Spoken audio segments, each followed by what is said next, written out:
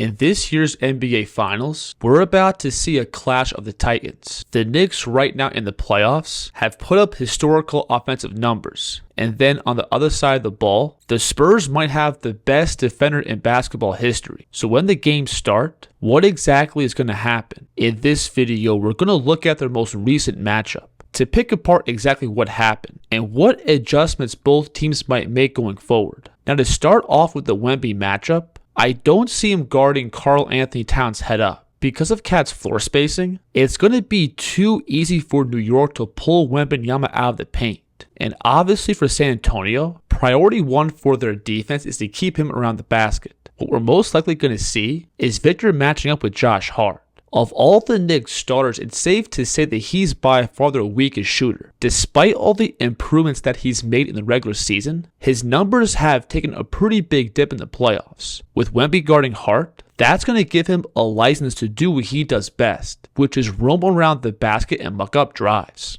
And in their most recent matchup, we saw exactly that.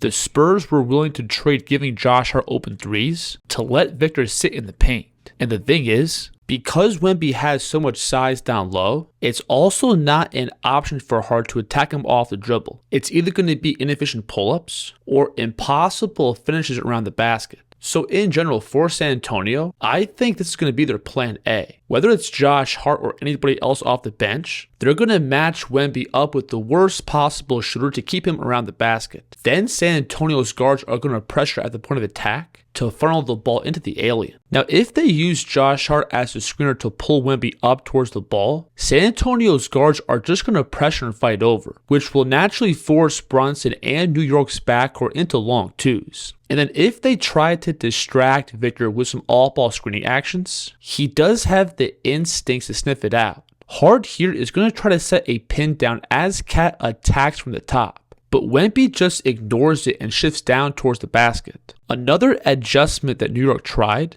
was putting Wembanyama in the primary action by using Hart as a screener. But Victor as a pick and roll defender might be the best guy in the league. He can take away the three while being a couple of feet below the line. And again, San Antonio's guards are quick and aggressive, so they'll have plenty of time to navigate the screen and get back in front.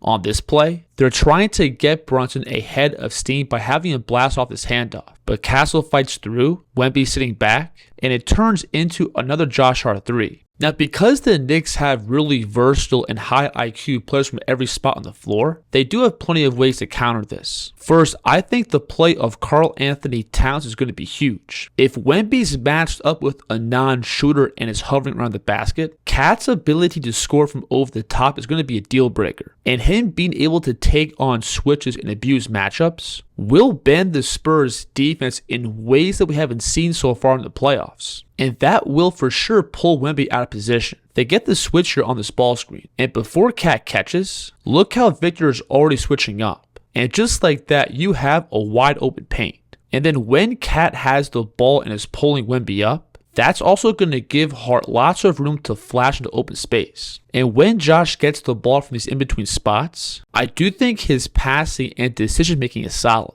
I love this play here, where Towns is setting this ball screen just below the elbow. And from here, look how much space he has to roll. And then as Victor Wembanyama shifts up, look how Josh Hart is also going to flash up to then hit KAT with his bounce pass. I also think the Knicks can leverage ball screens to give KAT more space on the block. This initially looks like a two-man game with Bridges and Hart, which again pulls Wemby up and out of the paint, which then gives Towns all this space on the opposite dunker spot to isolate against Castle. And with the ball, the Knicks can also run a big chunk of their offense through him. And if they have some lineups with extra shooting out there, the lane will be open for him to play downhill. And then outside of putting up open threes and passing, I do think Hart can provide some value as a slasher. He obviously doesn't have the tools to consistently score in the paint against San Antonio's size, but if he has the right angle, he can for sure generate some points. Look how Jalen Brunson here pulls him across the lane. And then on the catch and drive, look how Hart finds his body and carves out this finish off the glass. Now, obviously, the deciding factor for New York is going to be the play of Jalen Brunson. In order for the Knicks to win, he's going to have to be the best version of himself. First, I think Brunson navigating off screens and finding space to rise up is going to be a must. The Knicks have good shooting and passing all over the court. So I don't see the Spurs extending Wemby too far up towards the level of the screen. So if Brunson runs his man off, I think these pull-up threes for him are going to be there. And if he can't consistently create and make these shots, that's going to put the Spurs defense in a real pickle. Because then you're going to have to pull two up towards the ball, which will then open up all that flashing, passing, and shooting. And then, of course, Brunson is one of the best in the league at turning the corner and finding his in-between scoring game. He's got the footwork, patience, and physicality to create space for mid-range looks pretty much at will. And I think these will be more available for him with Mitchell Robinson on the court. Because he's both a lob threat and a monster on the offensive glass, Wemby won't have as much of a license to roam off and affect the ball. And then if Brunson is able to pull gravity towards him, guys like OG and Bridges are going to have to make shots and make plays with the ball. So if you were to ask me, I think the biggest deal breaker for this series is going to be how San Antonio's guards defend at the point of attack.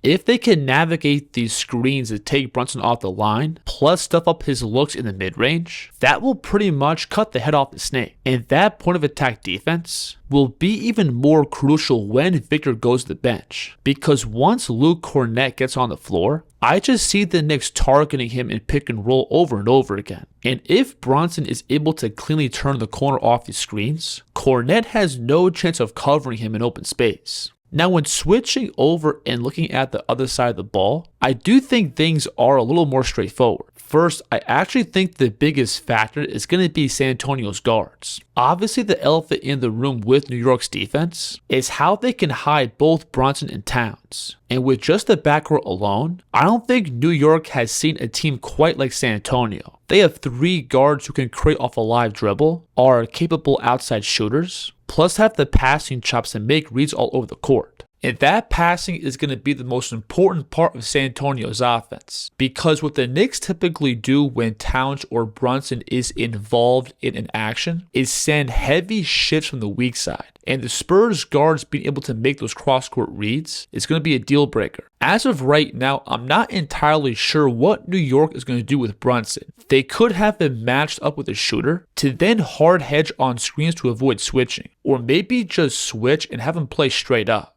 to then have the rest of the team sit heavy in gaps. Now, when it comes to how they're going to guard Wemby, I actually think New York has plenty of bodies to throw at him. I think both Towns and Robinson have the build to provide plenty of resistance on the ball. They can both move well, plus have enough physicality to hold their ground. And then OG might be the most physically imposing wing defender across the league, and I don't see Wemby moving him off his spot. I think the Knicks in general have the roster to keep Wembanyama out of the lane and push him out into long contested jumpers. Obviously, him getting hot from three or rolling towards the basket is always going to be a possibility. But as far as just matchups, I do think the Knicks have the roster to give good resistance.